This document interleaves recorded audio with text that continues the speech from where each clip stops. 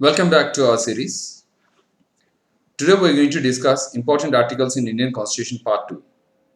I'm Ashok, Master's graduate from IIT Kharagpur. Since the past 6 years, I have been training UPSC aspirants. I'm an author, so you can get my books on Amazon and Flipkart. I'm working as an assistant professor at Iibs Ias Academy.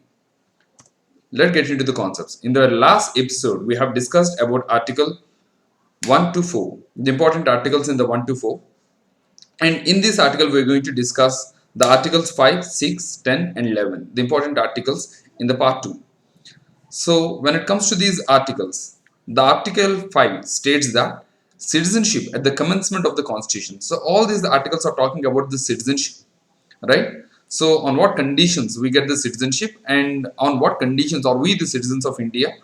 And the article 6 states the rights of the citizenship on the certain person who has migrated to India from Pakistan. So back then India and Pakistan were together. So in 1947, so because of the Mountbatten plan or the partition plan, so we have given the territories of Punjab as well as the Bengal to the Pakistan. So they were named as East Pakistan and the West Pakistan. Now the East Pakistan have become independent in 1971 to become Bangladesh. So what about the people who have migrated from Pakistan to India back then? So do they have the rights of Indian citizenship? That is what is being dealt in the Article 6, and the Article 10 deals with continuance of the rights of citizenship. So it is talking about how long you can enjoy the rights of Indian citizenship. And Article 11 states that the Parliament should regulate the rights of citizenship by law, right? So when you're talking about the constitution, so if there is any change that needs to be made, so obviously can the parliament do it? So do the parliament have the power? So obviously now, as per the article 11, yes, the parliament can regulate the rights of the citizenship by law. That means by passing the bills along the Rajya Sabha and the Lok Sabha, or the Lok Sabha and the Rajya Sabha, and after having the president's sign. So by law, so the parliament can regulate the rights of the citizenship. So all these four articles we're going to discuss today. So the first one, Article 5, right? The citizenship at the commencement of the constitution. This article talks about citizenship for people at the commencement of the constitution, that is 26 Jan 1950, right? So the one point which you have to remember, important for the prelims, is that 26th November 1949, this is the date we have adopted the constitution, right? We have given to ourselves this constitution on 26th November 1949, but the constitution has come into force on 26th Jan 1950 to commemorate Purna Swaraj movement.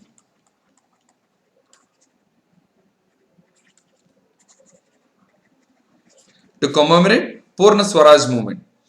So this article talks about citizenship for the people at the commencement of the constitution 26 Jan 1950, and under this citizenship is conferred upon those people or to those persons who have their domicile in Indian territory. And so obviously the people who are living in Indian territory, who was born in Indian territory, so the person has to be born, that means citizenship by birth, or whose either parents were born in the Indian territory, that means you were not born in India but your parents were born in India, so the citizenship by descent, and who ordinarily been resident of India for not less than 5 years immediately preceding the commencement of the constitution by naturalization, right? The people who have resided in India 5 years before the commencement of the constitution, that means before 26 Jan 1950, before the commencement of the constitution, that is 26 Jan 1950, that means we have to be living in India from 26 Jan 1945 in India. That means by naturalization you will become the citizen of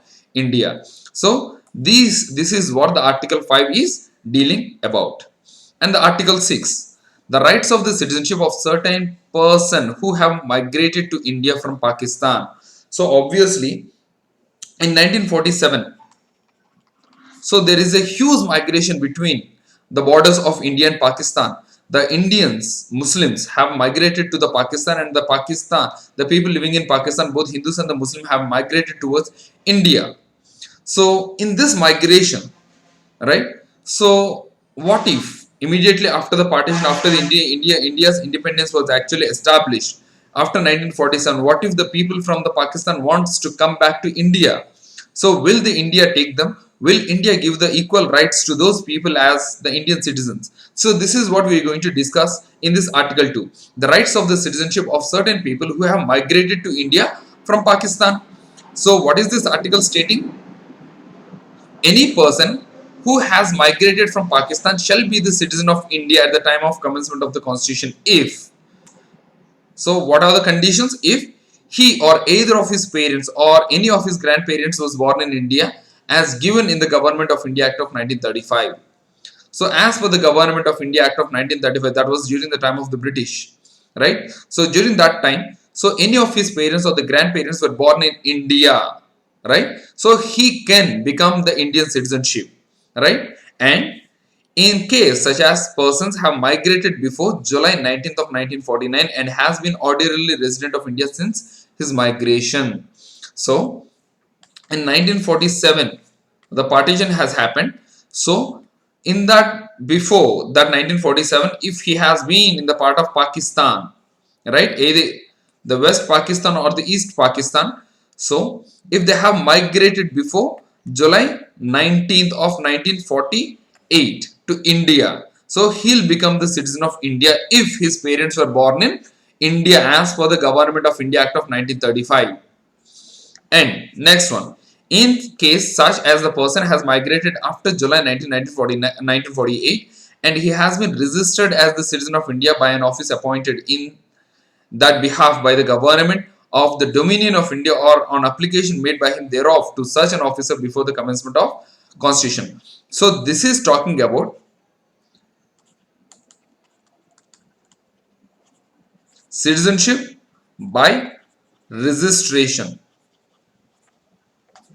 Citizenship by registration. So the person who have migrated to India after July 19th of 1948. So upon registering with the concerned authority, so he can become the citizen of India, and provided that no person shall be so registered unless he has been the resident of India for at least 6 months immediately after preceding the date of his application. That means after coming to India he has to live for at least 6 months of time, right? Only then he will be given the citizenship of India.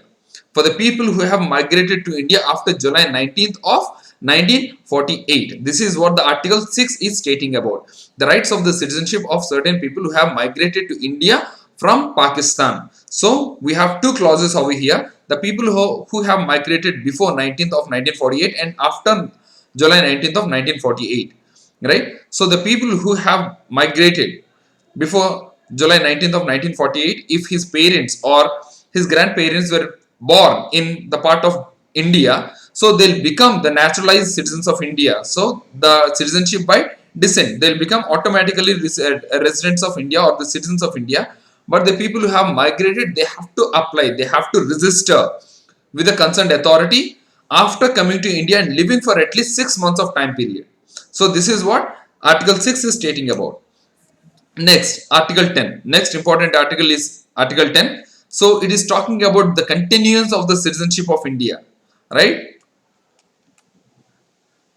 The continuance of the citizenship of India, that means after you have become the citizen of India, how long you can be the citizen of India. This is what Article 10 is talking about.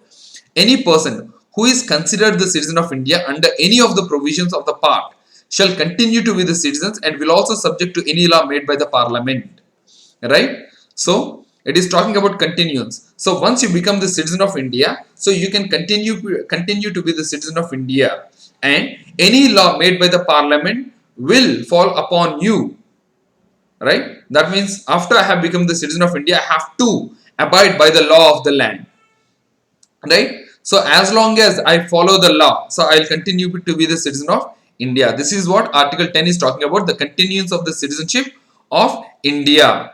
And we have another provision, as India is not in favor of dual citizenship. If you voluntarily obtain the citizenship of any other country, so by default the Indian citizenship will be void. It stands cancelled. The next one is Article 11. So what is this Article 11 talking about?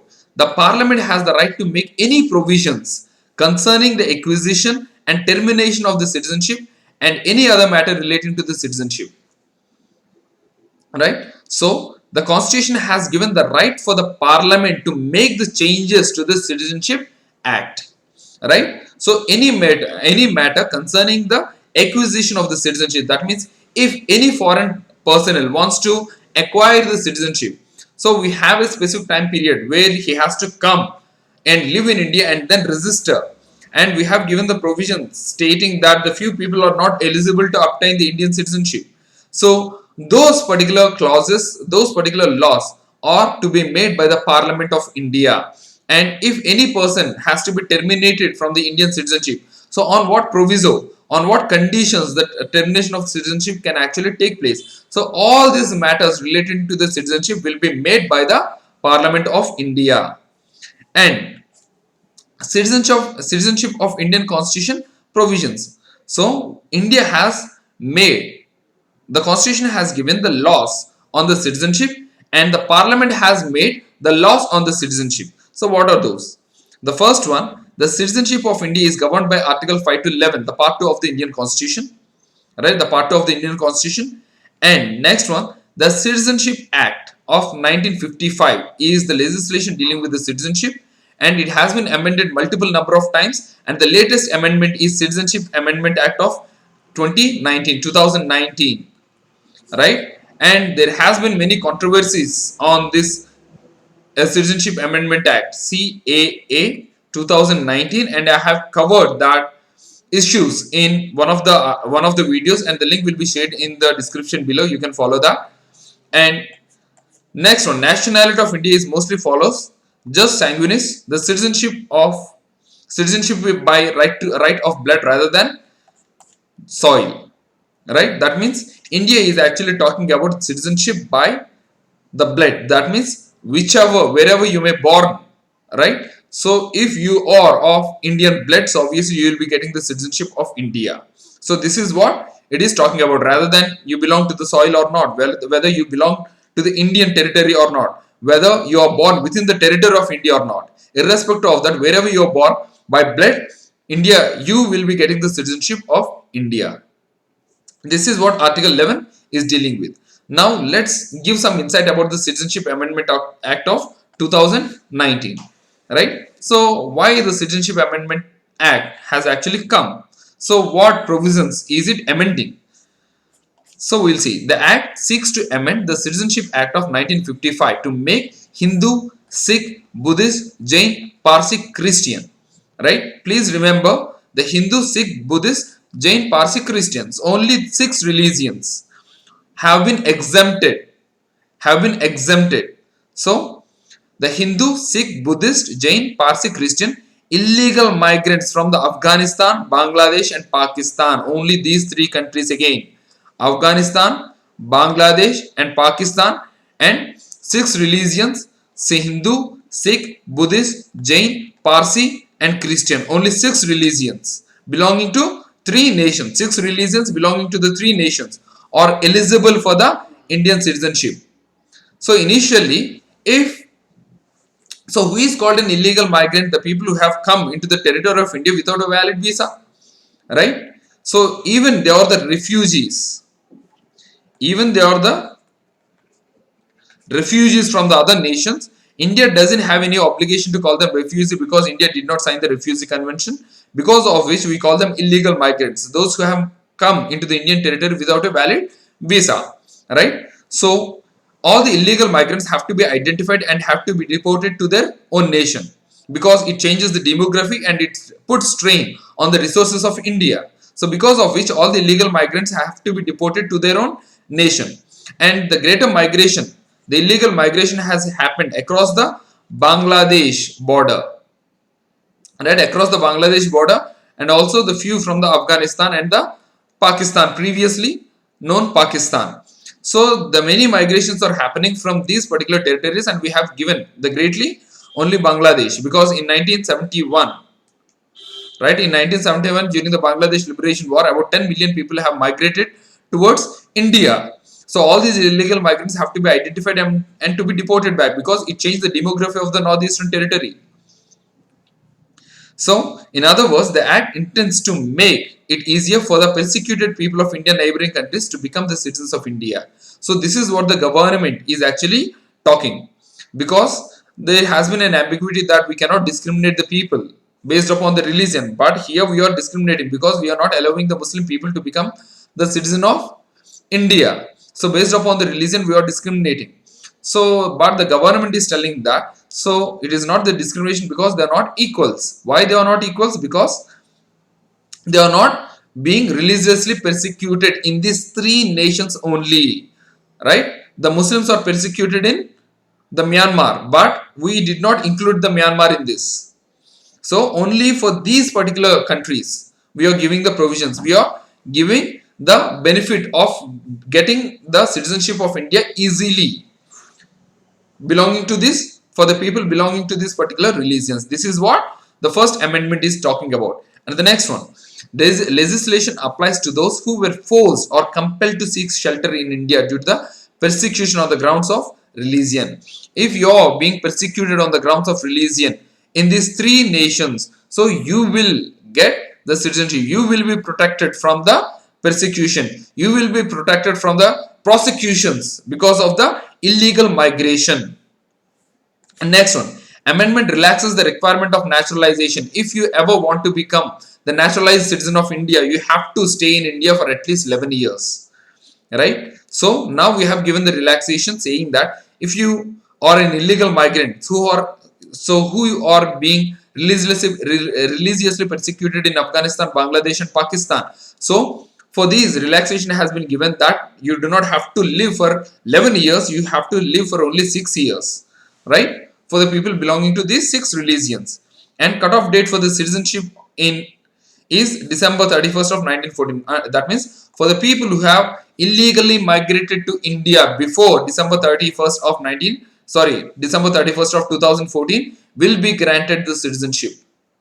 Will be granted the citizenship. And the act says that on acquiring citizenship, so once you get the citizenship, so what are the conditions? Such person shall be deemed as the citizens of India from the date of their entry into India. So from the date you have entered to India, you will be seen as the citizen of India, and all legal proceedings against them with respect to the illegal migrations or the citizenship will be closed.